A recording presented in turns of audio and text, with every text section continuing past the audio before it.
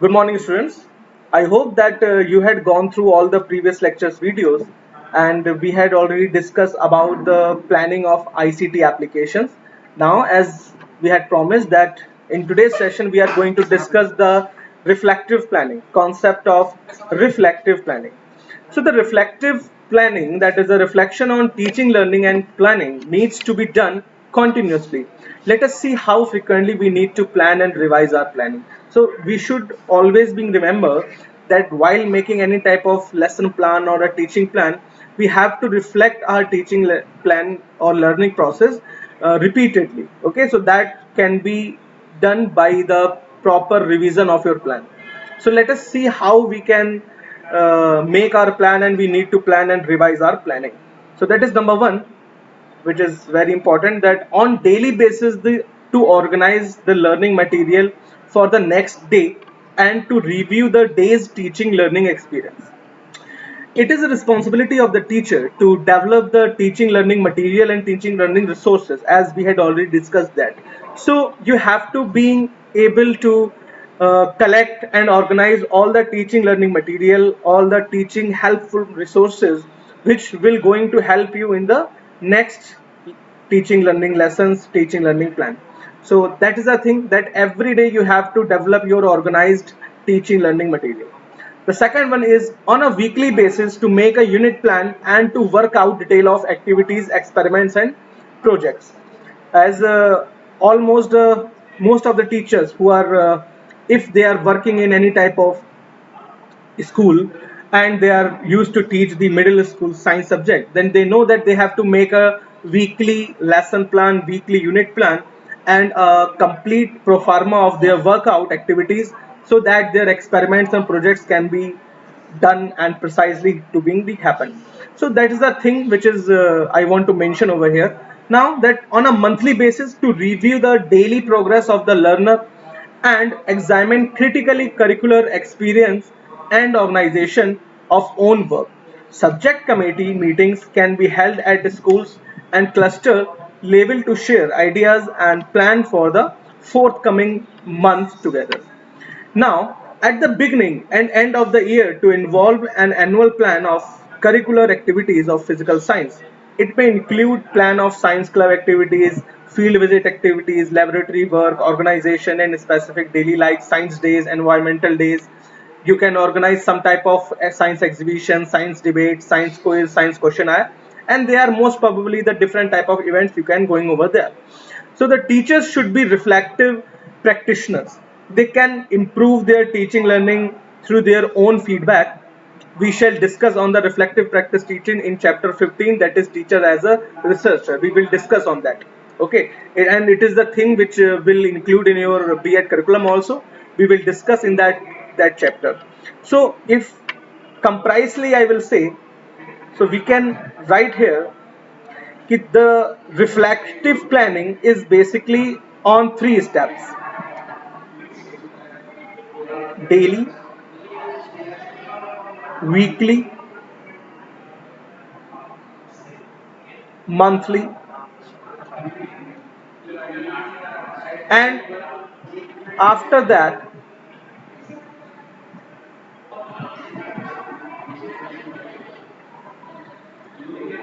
these all things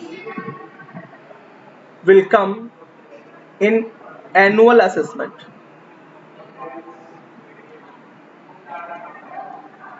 So what we have to done to daily on daily basis, to develop learning material and resources.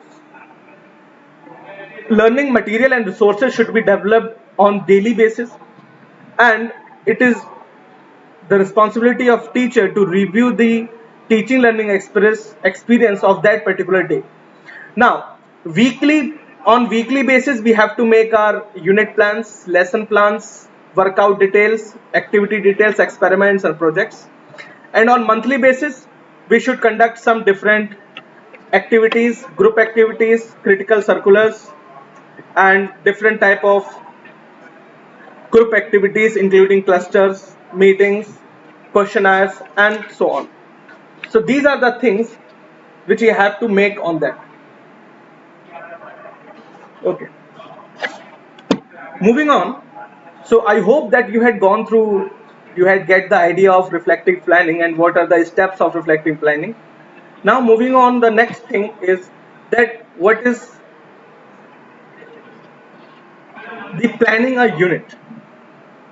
So before preparing detailed lesson plan for a day on a given topic, it is always advantageous and helpful to plan for the whole unit so as to ensure continuity in the teaching learning process and have a holistic view to the content.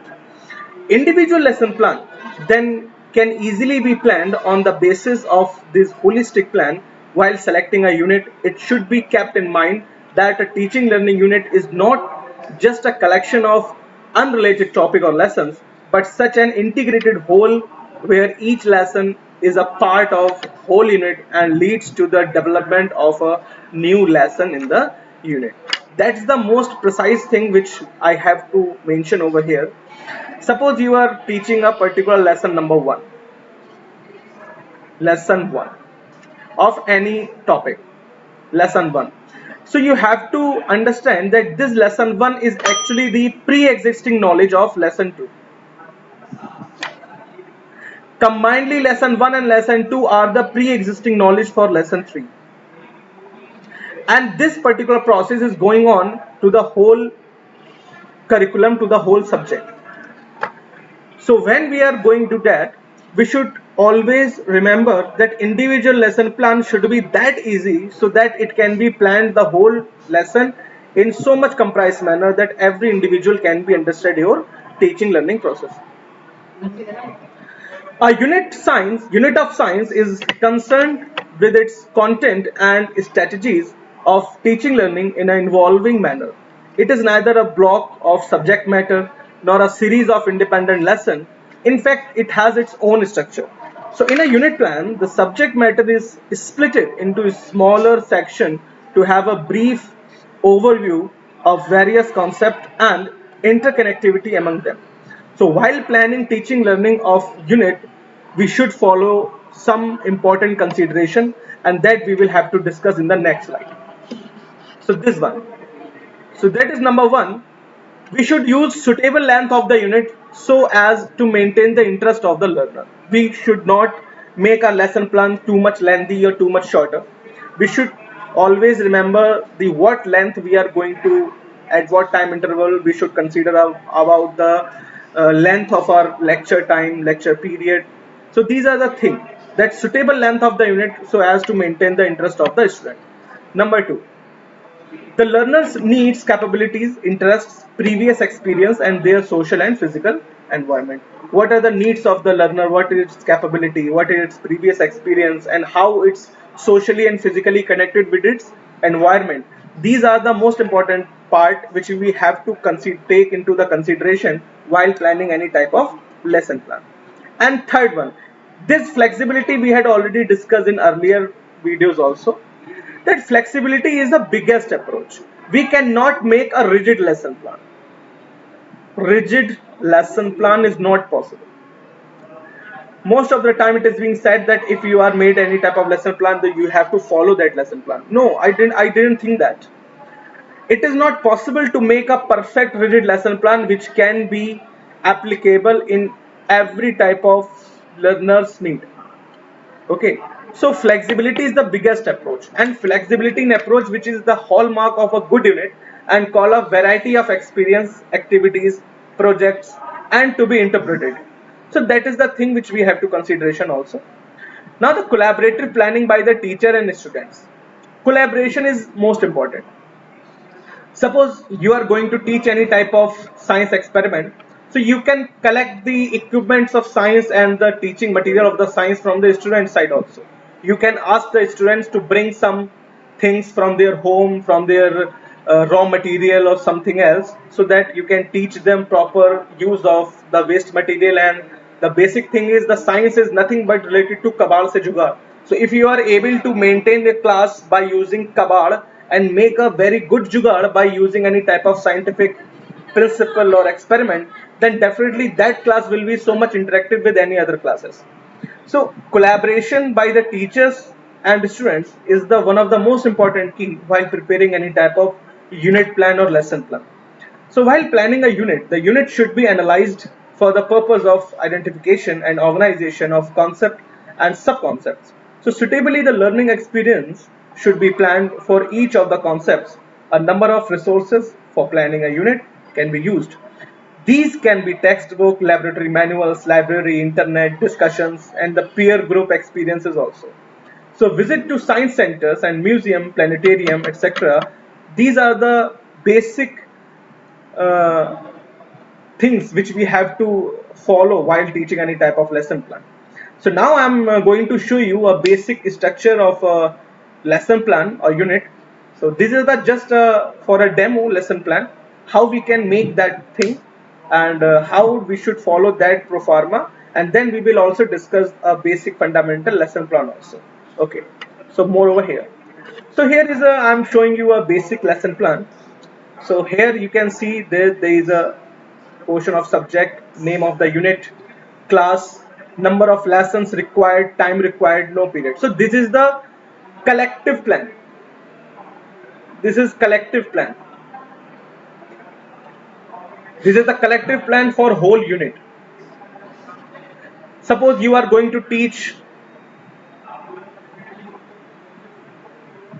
electric current in class 10th or class 9th or maybe in any other class. So as you know that this whole unit cannot be completed in a single lecture, you need at least 10 lectures for completion of this unit. So this 10 number will be right over here, that the number of lesson required. So number of lesson required is time, and if there is a one lecture is related to 30 minutes, so you can write here that is 300 minutes. So this is the basic structure of any type of unit lesson plan for a collective planning. And I'm also going to teach you that how to we should organize the different activities during this type of lesson plan. So here is some columns you can see in the picture. There is a serial number, concept, scope of the subject matter, teaching learning materials which you are going to use in this chapter, procedure, what are the procedure you will use, that you will use theoretical lecture, laboratory discussion, computer stimulation, feedbacks, reviews, and basically your whole soul procedure you can write in a comprised manner in this way. Here you can write that thing. Now the assessment, that what assessment tool you are going to use for the assessment of the student, so that assessment tool can be indicated in this block. And the unit test, the planning of unit test, variety of tools and techniques can be mentioned in here. So these are the basic lesson plan idea of any type of collective unit lesson plan. And here are some notations over here, 1 2 3, where you can mention anything according to your flexibility and according to your need, according to the needs of the student. Okay, so this is the basic lesson plan structure for a unit plan. Now I'm going to wrap up this video here. In next lecture video, we will discuss on more over such type of lesson plans, and we will discuss basic idea of the lesson plan, and I will show you a sample lesson plan for a particular topic related to subject physics. Okay, so till then you should go through all the previous lecture videos also, so that we can cover up everything in our unit. And again, I'm going to tell you that our first unit is going to complete very soon. So if you have any type of query, then you can write down in the comment box. I will solve those queries in the next video lecture. And if you need any type of literature support, then you can take the screenshots from the video. It is the sufficient for you. And if you need more in-depth knowledge, then I will provide you the NCERT Pedagogy of Physical Science ebook if you ask to do so. Okay, so till then, thank you learners. Thank you, students.